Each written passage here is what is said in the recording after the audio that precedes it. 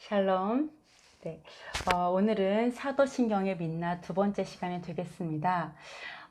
첫 번째, 아리우스, 그는 누구인가? 두 번째, 사도신경의 원형, 니케아 신경의 이단 판별 기준은 무엇인가? 세 번째, 직접적인 교리 비교, 일신론인가, 유일신론인가에 대해서 오늘 알아보도록 하겠습니다. 우리가 첫 번째 시간에는 1세기부터 4세기까지 역사를 간단하게 살펴보았습니다. 그 역사를 통해서 볼 때 카톨릭은 유대 문화와 싸워왔던 것을 볼 수가 있습니다. 말하자면 유대 문화 말살 정책을 폈던 것이죠. 또한 제가 이 연구를 하면서 좀 알게 된 것이 무엇이냐면 AD 325년 니케아 공의회 때 일요일을 부활절로 발표를 하잖아요. 공포를 했는데 저는 이 말이 무슨 의미였는지를 좀 정확하게 알게 되었습니다. 그게 무엇이었냐면 6월절과 무교절을 이때 폐지를 합니다. 그리고 부활절은 니산월 14일, 15일, 그 다음에 16일이었죠. 이 부활절을 폐지하고 날짜를 변경합니다. 이 카톨릭은 로마 교회의 특징상 그 부활절을 계속 강조해 왔습니다. 그러니까 다른 어떤 날도 다 이제 신경을 안 썼고 부활절만 강조를 했고요. 매년 달의 운행에 따라 날짜를 산출하기가 어렵다는 이유로 춘분 후 15일 후에 오는 일요일을 부활절로 지키기로 합의를 합니다. 사실 이 부활절 논쟁은 150년에 시작이 되었습니다. 그때 소아시아에서 이게 많은 그리스도인들이 그 6월절과 이 무교절 절기를 지키고, 근데 6월절에 성찬식 하고, 그 무교절에 이제 안식을 하고, 그리고 그 다음날 부활절에 예배하고, 이렇게 하면서 이 절기를 지키고 나서 다시 로마로 돌아왔는데, 그때서야 부활절을 하는 겁니다. 그걸로 인해서 충격을 받고 굉장히 오랫동안 서로 대립하고 논란이 있었습니다. 그랬는데 거의 150년 정도 지나고 나서 결국은 AD 325년 니케아 공의회 때 부활절은 바로 아세라의 탄생일이다. 바로 이스터죠. 그때로 날짜를 변경해서 발표를 하게 됩니다. 이걸로 인해서 사실은 동방교회와 서방교회가 굉장히 어려웠고요. 이렇게 서방교회가 카톨릭입니다. 그래서 굉장히 많은 그 논쟁이 있어 왔습니다. 이렇게 이 로마교회, 이 로마 교황청이죠. 이 카톨릭은 유대 문화를 사탄적이다, 이교도적이다 라고 가르쳐 왔고 동일시해 왔습니다. 그러다 보니까 유대 문화를 지키는 자들은 다른 사람들도 미혹해서 지옥을 끌고 간다라고 확신했고, 그 확신이 2000년 동안 종교 재판의 모습으로 나타난 것입니다. 이들의 논리라면 천국에 가는 것은 예수님만 믿어서 되는 게 아니라 예수님을 믿고 그 다음에 율법을 지키지 말아야 된다 라는 논리가 오고요. 그리고 지옥에 가는 이유는 예수아를 믿지 않아서 지옥에 가는 것이 아니라 예수님을 믿어도 율법을 지켰기 때문에 지옥에 간다라는 논리입니다. 이것이 과연 맞나요? 여러분도 그렇게 생각하십니까? 계속 답을 찾아가 보도록 하겠습니다. 이렇게 우리가 카톨릭이 진정 영혼을 구원하기 위해서 스스로 악역을 자처한 것일까요? 아니면 다른 목적이 있었을까요? 한번 살펴보겠습니다. 사도신경의 원형 니케아 신경을 보기 전에 먼저 그 니케아 신경의 중심 사상을 반대했던 아리우스파는 어떤 사람인지 알아보도록 하겠습니다. 이 아리우스파는 그 카톨릭의 입장에서 바라보기 전에 먼저 뛰어난 설교가였고 또 음악가였던, 교회 음악의 아버지로 불렸던 그 사람에 대해서 잠시 들여다보겠습니다. 여기서 아타나시우스파는 바로 카톨릭을 의미하기 때문에 제가 이해하기 쉽게 카톨릭이라고 말하겠습니다. 아리우스와 이 카톨릭의 논쟁은 전 그리스도교 세계의 대논쟁이었습니다.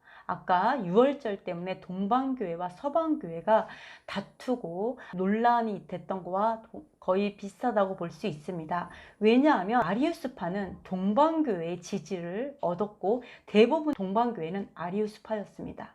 그렇기 때문에 이 두 양 진영의 대립은 전 그리스도교 세계에서 대논쟁이었습니다. 네, 그래서 콘스탄티누스 황제는 뭐라고 얘기했냐면 이 종교의 논쟁은 세상의 전쟁보다 더 심각하다, 이렇게 이야기할 정도였습니다. 콘스탄티누스 황제의 그런 주재 하에서 니케아 공의회가 열리게 됩니다. 즉 카톨릭을 지지하던 황제의 강압 속에서 카톨릭은 승리하였고 아리우스파는 이단으로 규정되게 됩니다. 하지만 이 니케아 공의회의 결정에도 불구하고 사실 아리우스의 주장은 이해하기 쉬웠고 간결했고 일관성 있어 보였기 때문에 수세기 이상 세력을 떨쳤습니다. 게다가 처음에 기독교에 무지했던 콘스탄티누스 황제는 말년에 오히려 아리우스파를 측근에 두었을 정도입니다. 또한 그 황제 이후에 후계자들인 역대 황제들도 아리우스파를 신뢰하였고 오히려 카톨릭 교리가 탄압을 받았습니다. 실제 카톨릭 교리는 이단으로 정죄되어서 주교직을 박탈당하고 335년부터 366년까지 거의 30년 동안 5번에 걸쳐 추방되고 도망 다니게 됩니다. 한편 니케아 공의회 때 이단으로 정죄되었지만 1년 뒤에 알렉산드리아 교회는 교회의 평화를 저지했던 것은 카톨릭이다 해서 카톨릭을 추방하고 다시 아리우스를 입교시켰습니다. 그래서 이 아리우스는 다시 돌아오게 되었고요. 하지만 입교하기 바로 전날 밤에 갑자기 급사하고 맙니다. 그래서 사람들은 독살했다는 이야기가 돌고 있지만 알 수는 없습니다. 그럼에도 아리우스파는 이 아리우스는 아리우스파를 창시했던 사람입니다. 이 창시자가 죽었음에도 불구하고 이 아리우스파는 훨씬 인정을 받았었고 계속해서 우세했습니다. 또한 아리우스파가 이렇게 많이 이제 위세가 높았고 인정을 받았고 카톨릭은 계속해서 도망을 다니고 이단으로 정죄되어서 계속 다시 들어왔다 나갔다를 반복하고 있었는데도 불구하고 AD 381년에 테오도시우스 1세 황제가 소집한 제1차 콘스탄티노플 공의회에서 삼위일체를 1000명을 재확인하고 아리우스파를 최종적으로 이단으로 재확인합니다. 그것으로 인해서 아리우스파는 제국 전역에서 탄압당하게 되고요. 살아남은 자들은 모두 카톨릭으로 강제 개종을 당하거나 그렇지 않으면 대량 학살을 당하고 맙니다. 그것으로 인해서 아리우스파는 완전히 사멸하게 됩니다. 아리우스는 교회 음악의 아버지로 불렸고요. 많은 곡을 썼습니다.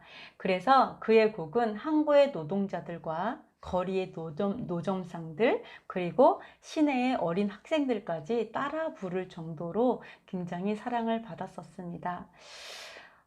그리고 그는 이런 이야기를 했습니다. 예수와께서 이 땅에 오신 것은 바로 예배를 회복하기 위함이다.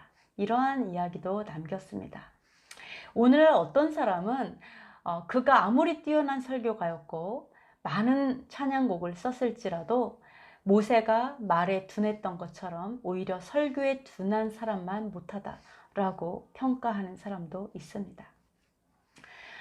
그럼 이제 교리를 한번 비교해 보겠는데요. 먼저 교리를 비교하기 이전에 말해둘 것이 있습니다. 히브리어로 엘로힘이라고 하는 것은 바로 신이라는 뜻입니다.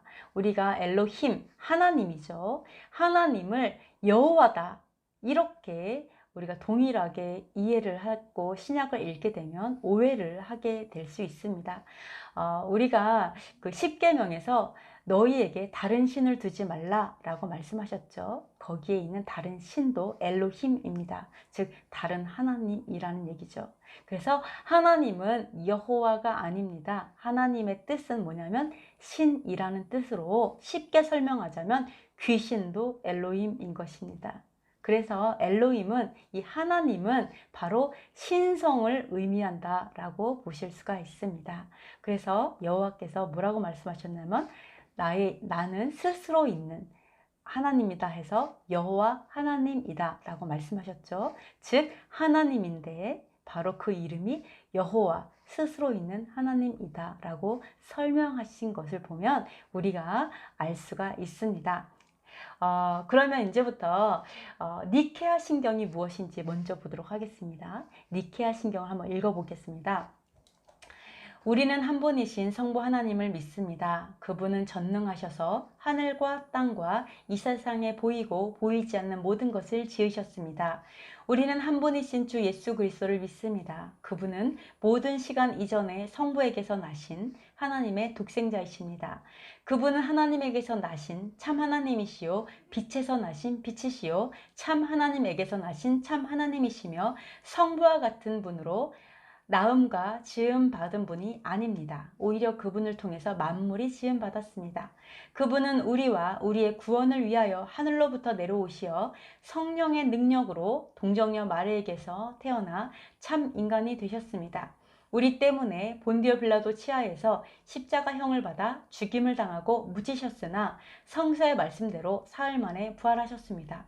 그분은 하늘에 올라 성부 오른편에 앉아 계십니다. 그분은 산 이와 죽은 이를 심판하러 영광 가운데 다시 오실 것입니다. 그리고 그분의 나라는 끝이 없을 것입니다. 우리는 주님이시며 생명을 주시는 성령을 믿습니다. 성령은 성부로부터 나오시어 성부와 성자와 더불어 예배와 영광을 받으시고 예언자들을 통하여 말씀하고 계십니다. 우리는 하나이고 거룩하며 보편적이고 사도적인 교회를 믿습니다. 우리는 죄를 용서하는 한 세례를 믿습니다. 여기까지는 바로 니케아 신경을 세계교회협의회, 즉 WCC에서 편집한 바로 니케아 신경입니다. 이 WCC에 소속된 그 모든 단체들과 이방 종교들이 함께 모여서 같이 낭독한 니케아 신경입니다. 좀 독특한 것이 있죠. 어떤 곳에서는 예수님께서 낳았다고 얘기하고 뒤에는 낳은 분이 아니라고 얘기하고 또 앞에는 하나님의 아들이라고 얘기하시고 또 성부 옆에 앉는다고 말을 하고 또 뒤에는 성부와 동일한 분이라고 얘기하고 이렇기 때문에 사실은 이 카톨릭은 이해하기가 어려워서 굉장히 논쟁이 심할렸고요. 오히려 아리우스파는 일관성 있게 얘기했다라는 것을 이걸 보니까 더 이해가 됩니다. 사도신경에 대해서 이야기를 하면 사실 반대하는 수많은 이유를 찾아낼 수가 있습니다. 그러나 이미 알려진 그런 이유들이 아니라 가장 중요하게 여기는 교리를 중심으로 알아보도록 하겠습니다. 또한 그 교리들 중에서도 핵심 사상을 찾아보도록 하겠습니다. 사도신경은 니케아 신경의 그 축약판이기 때문에 그 중심 사상은 동일하다는 것을 기억하시기 바랍니다.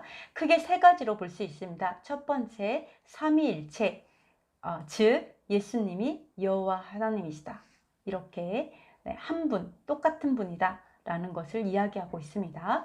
자세히 얘기하면 성부, 성자, 성령은 위격의 다른 하나님이시지만 동일 본체, 즉 예수아가 여호와 하나님이다. 성부와 같은 분으로 낳았거나 지음받지 않은, 창조되지 않은 스스로 계신 분이시다. 그리고 아들이면서 동시에 아버지시고 성령이다 라는 뜻입니다. 두 번째, 성령이 생명을 주고 예배와 영광을 받으신다 입니다.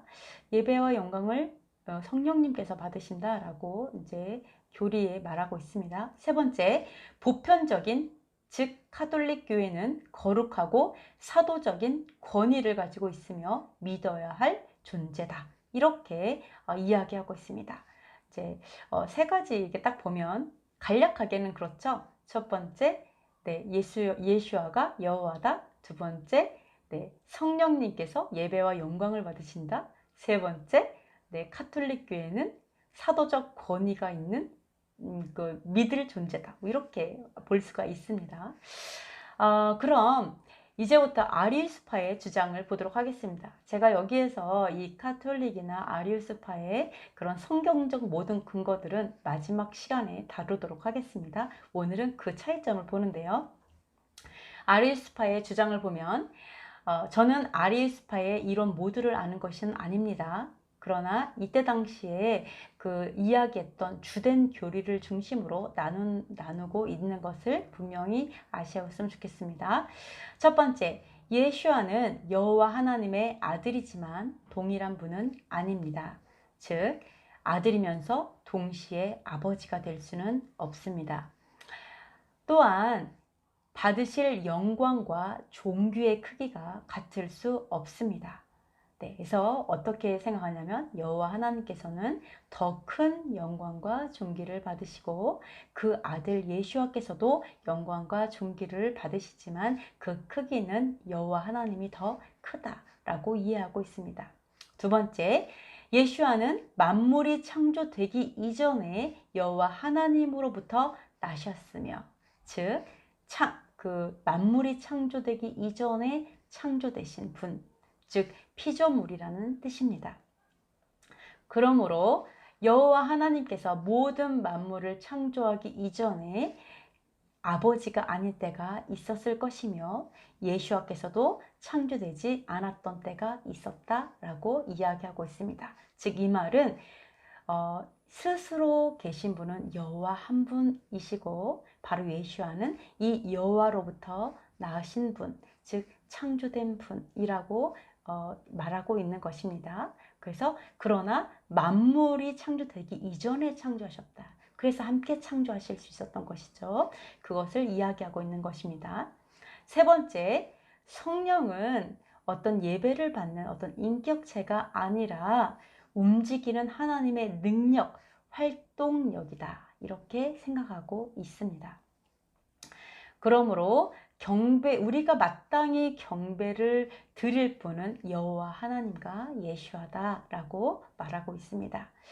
이 아리우스파의 주장은 여호와 증인의 입장과는 다릅니다. 여호와 증인들은 예수와를 미카엘 대천사로 보고 있기 때문에 그들의 주장과는 다르다는 것을 이제 기억하셨으면 좋겠습니다. 이러한 주장이 카톨릭 입장에서는 아리우스파가 예수와의 신성론을 약화시킨다라고 느꼈고, 또 예수와가 여호와가 아니야 라고 하는 주장은 다신론 사상이라고 여겼습니다. 예수와가 여호와여야지, 이게 바로 일신론입니다. 일신, 신 하나밖에 없다. 이게 일신입니다. 그래서 하나님도 계시고 하나님은 스스로 계시고 신이시지만 예수와는 동일한 분은 아니시다. 이것을 다신론이라고 보신 거죠. 다신론 사상. 그쵸? 그렇지만 또 아리우스파 입장에서는 카톨릭이 여호와 하나님도 스스로 계신 분이고 예수와 하나님도 스스로 계신 분이고 성령님도 스스로 계신 분이라면 이거야말로 다신론이다. 이렇게 생각했습니다. 또한 여호와 하나님을 그 아들 예수와와 동일시함으로 인해서 오히려 아버지를 섬기지 않고 아들이지만 예수와만 섬기게 된다면 오히려 피조물을 섬기는 우상숭배와 같게 된다라고 이야기하게 됩니다. 아리우스파는 예수와를 섬기지 않은 것이 아닙니다. 여호와 하나님을 섬겼고요. 당연히 예수와를 메시아로 섬겼지만 그 받으실 영광이 여호와께서 받으실 영광보다는 못하다라고 생각한 것입니다. 즉 여호와께서 더 큰 영광과 존귀를 받으실 분이다라고 여겼습니다. 카톨릭 교리가 예수와를 우상 숭배한다, 그리고 예수와는 피조물이다 라고 하는 그 말에 카톨릭은 분노했고 그 아리우스파를 이단으로 규정하게 됩니다. 그렇다면 우리가 이렇게 입장을 보게 되었습니다. 즉 아리우스파는 아까 제가 카톨릭은 일신론이라고 했죠. 즉 한 분이다. 이 일신론이었고요. 그리고 아리우스파는 오직 스스로 계신 분은 여호와 하나님밖에 없다. 그래서 유일신론이라고 우리가 알고 있습니다. 그래서 우리가 일신론이냐 유일신론이냐 이것을 우리가 구분해야 될 것입니다. 우리는 삼위일체 그 삼위일체론 하면 우리가 일신론이 아닐 거라고 생각할 수 있습니다. 네, 그러나 삼위일체는 일신론입니다. 동일한 분이다. 일신론을 이야기하고 있는 것이고요.